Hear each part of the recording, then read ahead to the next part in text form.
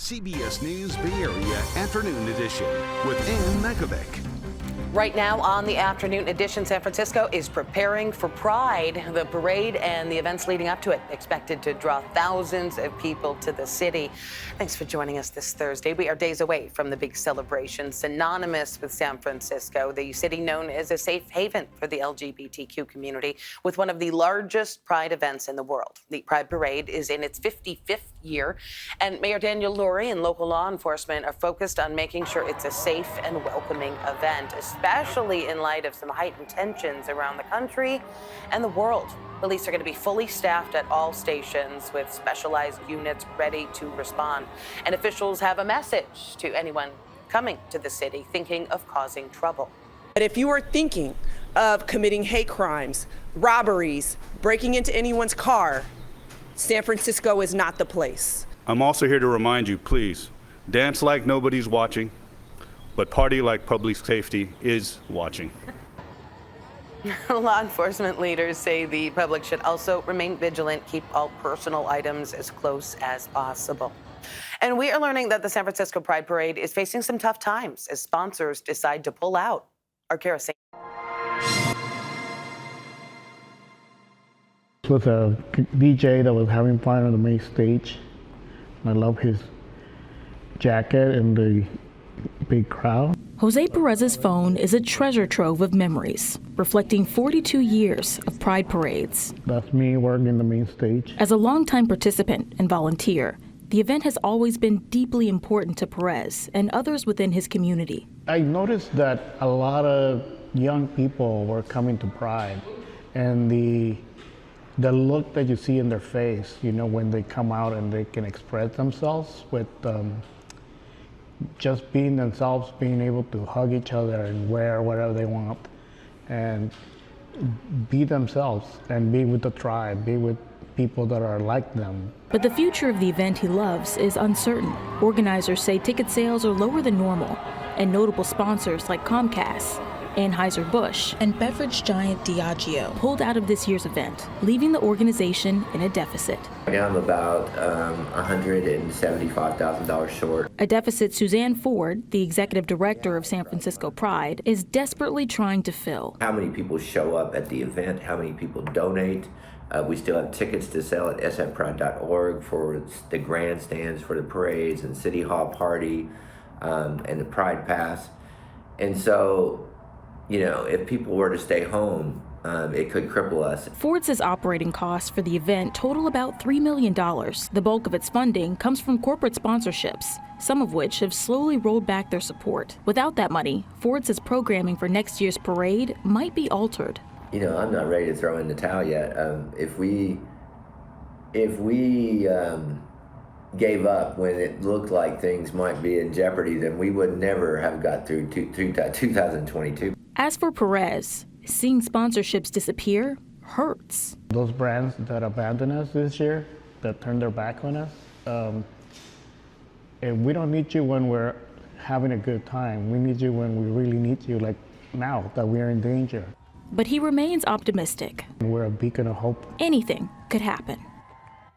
Well, tomorrow is the annual Trans March in San Francisco, which has grown into one of the largest trans events in the world. Starts at Dolores Park with a brunch, resource fair, and more. The march itself kicks off at around 6 p.m. tomorrow. It ends at Turk and Taylor Streets. Today marks 10 years since gay marriage was legalized in the U.S. Exactly a decade ago, the Supreme Court ruled in Obergefell versus Hodge that same-sex marriage cannot be banned in the U.S. and must be recognized nationwide. That case originated with a gay couple married in Maryland, where it was legal, and then one of the husbands suing his home state of Ohio over its refusal to recognize their marriage on his husband's death certificate. And be sure to watch our Pride special Sunday on Pix Plus. We're going to have live coverage of the San Francisco Pride Celebration Parade, and we'll highlight members of the LGBTQ community making a difference here in the Bay Area. All starts 10 a.m. Sunday on Pix Plus. There has been an arrest in a boat rage incident in Discovery Bay. Witnesses captured video of the wild scene on the water Sunday night. A boat ran over someone on a jet ski and then slammed into some docked boats. The person on the jet ski was taken to the hospital. Contra Costa County Sheriff's deputies arrested Eric Garcia yesterday. He has been booked into the Martinez detention facility on charges including aggravated assault and felony vandalism. The sheriff's office expected to release more details later today. Top official with the San Francisco Sheriff's Office is set to be arraigned today on hit-and-run charges. The sheriff's chief of staff, Richard Jew, was arrested Sunday after he allegedly hit a parked car with a sheriff's department vehicle on Diamond Heights Boulevard. Investigators say Jew lied about the crash. He is right now on administrative leave. All right, to our first alert weather now, seasonal conditions for the Bay Area. Here is meteorologist Jessica Birch with a look ahead. All right, well, those clouds are starting to pull back along the coast. We're seeing sunnier skies throughout our inland areas. It's a beautiful day in our inland spots, actually. We're gearing up for daytime highs to potentially hit the 90s in a lot of our inland areas like Antioch, upper 80s all the way over into Concord. And you head a little bit more north. Let's head all the way over into areas like Petaluma and Novato. We also have 80s in store for us there today with 60s along the coast. So that 30-degree temperature spread is very noticeable today. And relative humidity is starting to drop as we head into the afternoon hours today, too. We're seeing drier conditions off in our inland spots, 70s and 80s down in the Santa Clara Valley. Let's head over to the monitor real fast. I want to talk about a couple things going on for us as we head into the afternoon hours. See that area of high pressure? It's building its way in. It's warming us up. It's drying us up as we head into the next couple days. But despite the warm up that we're experiencing, we still have those coastal clouds each morning lasting into the afternoon hours for our friends along the coast. And then it fills the bay once again as we head into the overnight hours tonight.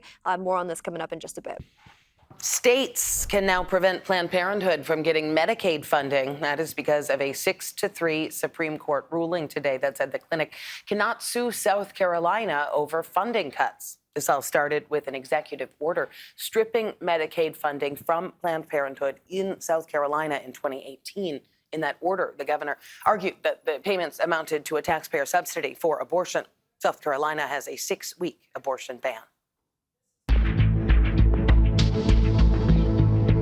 Defense Secretary Pete Hegseth is forcefully pushing back against an intelligence assessment on U.S. strikes on Iranian nuclear facilities, only marginally set back that country's nuclear program. Pentagon officials just revealed new information about the mission and blasted the media for reporting on the leaked assessment. Here's Torian Small from the White House. As a fragile ceasefire between Israel and Iran continues to hold, President Trump created the conditions to end the war. Defense Secretary Pete Hegseth forcefully pressed the case Thursday that U.S. strikes on Iranian nuclear sites got the job done. You want to call it destroyed, you want to call it defeated, you want to call it obliterated, choose your word. This was an historically successful attack. Hegseth blasted reporters for focusing on a preliminary assessment from the U.S. Defense Intelligence Agency, suggesting Iran's nuclear program had only been set back by a few months. Defense officials also showed video of tests from bunker buster bombs used in the mission, which they say penetrated ventilation shafts, causing significant damage at key locations, including Fordo. Simply stated, they absolutely crushed it. President Trump jumped on social media after the news conference to push back on claims that Tehran moved the enriched uranium out of the sites in advance, saying it would have been too heavy and hard to do so. In a recorded video, Iran's supreme leader downplayed the U.S. strikes and warned against any further U.S. attacks. We're going to talk to them next week with Iran. We may sign an agreement. I don't know. Briefings for lawmakers scheduled for earlier this week were postponed. Our history is full of efforts to either manipulate intelligence, or when the few cases where we ignore it, we do it at our own peril. Today, Secretary Hegseth, CIA Director John Ratcliffe, and other administration officials will brief senators behind closed doors. On Wednesday, the White House press secretary told reporters that she believes the leak of the initial assessment of U.S. strikes on Iran was illegal. She says the FBI is investigating. Still ahead, the Valkyries hosting the defending champs. Tough fight and loss. Plus, a few years back, a North Bay man started taking his bicycle to work and noticed a lot of trash on this greenway. What he started then that's inspiring people today. The Golden State Valkyries hosted the defending WNBA champs, the New York Liberty, at Chase Center last night, and the Valkyries put up an incredibly hard fight, but the Liberty edged them out with an 81-78 win, snapping the Valkyries' 4-game win streak at Valhalla. Last night's game also marked a homecoming for Liberty star player Sabrina Ionescu. She was born in Walnut Creek and was a standout at Miramonte High School in Lorinda. It's not clear if she even played last night because of an injury, but she was on the court at tip-off. Valkyries now take on Angel Reese and the Chicago Sky tomorrow at Valhalla. A retired custodian and his army volunteers, a volunteer army rather, are helping breathe new life into an area that they call the crown jewel of downtown Santa Rosa. Sharon Chin introduces us to this week's Bay Area Icon Award winner. For Robert Ashe, Prince Memorial Greenway is an oasis of natural beauty in the heart of downtown Santa Rosa. I just want people to feel good and comfortable down here. But he didn't feel good when he started bicycling to work along the pathway in 2021 during the pandemic. It was very heavily populated, and there was just a lot of debris on the ground all over the place, and it was making me sad. So he began picking up trash before he started his day as a custodian at Parkside School in Sebastopol. At that point, I was probably picking up anywhere from 4 to 5 bags per day. Others joined in, and Robert founded the group Friends of Prince Memorial Greenway in 2021. They help care for the 1.3-mile-long greenway on both sides of Santa Rosa Creek, from near City Hall to Pearson Street on one side and from Olive Park to Santa Rosa Avenue on the other side. The goal is to show off the Greenway and show the potential that the Greenway has always had. It's just never been given a real opportunity to shine. You know, you just get everything down here. About 20 Greenway volunteers work with the city and county to clear out trash from bedding and clothes to cigarette butts. They pull weeds and overgrown vegetation. We gotta keep going here. And scrub the rails on the bridges. Volunteer Jack Cabot says Robert leads by example. All this time he's been down here 6:30 in the morning, and he's quite meticulous and doesn't miss anything. Good morning.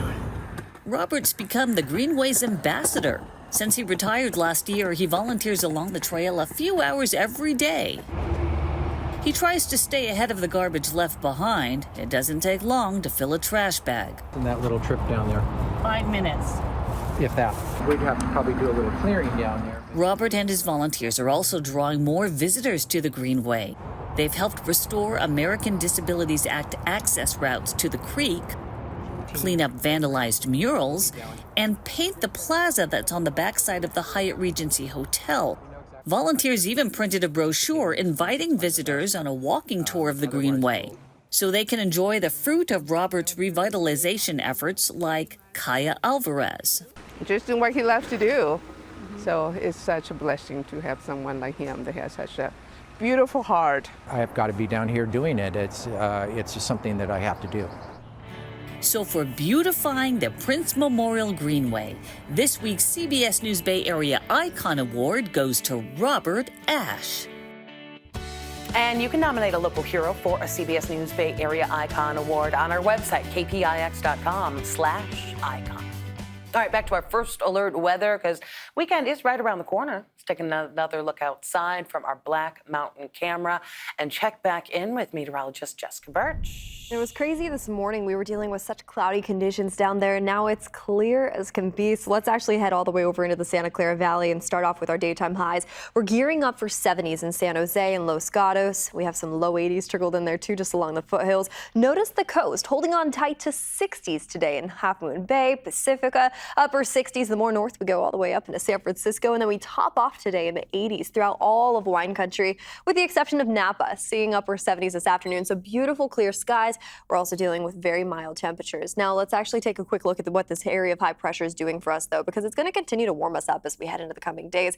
We're expecting daytime highs to hit the 90s around the corner, widespread throughout our inland spots. But for now, the big story, at least for today, has to do with the winds. Today, we're going to see a wind gust up to around 30 miles per hour in areas like San Francisco into our lunchtime and dinner time hours tonight, and all the way up into Bodega Bay, we get closer to around a 40-mile-per-hour wind gust, luckily dying down into the overnight hours tonight. But let's head over to the next 7 days, because as we head into the next couple of days, we're going to continue to see that coastal fog. Hold on tight to areas like Pacifica and Half Moon Bay, of course, but we're seeing sunnier skies in some of our inland areas. And even for our friends along the bay, by Friday, heading into Saturday, we'll see that afternoon sunshine. It'll be beautiful, it'll be warm, and then we cool back down into the 60s as we head into early next week. You make your way over into our inland areas, it's a very similar trend, but warm those temperatures up even more. 80s today, 90s tomorrow. We hold on tight to 90s for one more day into Saturday before we average back out into the 80s heading into early next week. We'll have more on that in a bit. For now, we'll be right back. Prosecutors in Sean Diddy Combs' sex trafficking case made their closing arguments. They told the jury Combs used power, violence, and fear to rule a criminal enterprise that engaged in sex trafficking and prostitution. Combs has pleaded not guilty to federal charges that include racketeering and conspiracy. If convicted, he could face life in prison. The defense will begin its closing arguments tomorrow. The longtime editor-in-chief of Vogue, Anna Wintour, is reportedly stepping down. That is according to Women's World Daily. Wintour has led that position for 37 years. She is going to stay on with the magazine in other roles. Her replacement has not yet been named. And celebrities arriving in Venice for the upcoming wedding of Amazon founder Jeff Bezos and journalist Lauren Sanchez. Cameras spotted NFL star Tom Brady today, also Kim Kardashian and Queen Rania of Jordan.